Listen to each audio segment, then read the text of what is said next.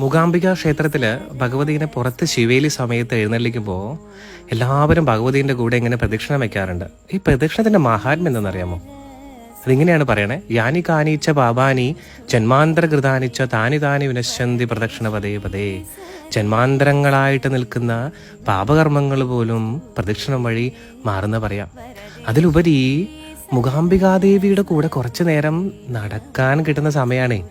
ആലോചിച്ച് നോക്കൂ, നാമം ജപിച്ച് ഭഗവതിയുടെ പാദപത്മത്തിൽ സങ്കല്പിച്ച് കുറച്ചു നേരം ഒന്ന് ലയിച്ച് നടക്കുമ്പോൾ ആനന്ദാനുഭൂതി ഉണ്ടാവുക.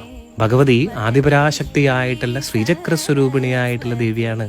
ഭഗവതിയിൽ അടങ്ങാത്ത ദേവതാ സങ്കല്പങ്ങളില്ല. നമ്മൾ ഈ മൂകാംബിക ക്ഷേത്രത്തിൽ വെറുതെ പോയി വരലല്ല ചെയ്യേണ്ടത്. ഇനിയുള്ള സമയത്തെങ്കിലും നിങ്ങൾ ഈ ക്ഷേത്രത്തിൽ ദർശനം നടത്തുമ്പോൾ ഭഗവതീൻ്റെ കൂടെ ഈ പ്രദക്ഷിണം വയ്ക്കാൻ മറക്കരുത്.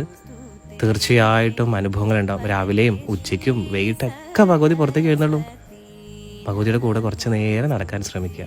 നന്ദി, നമസ്തേ.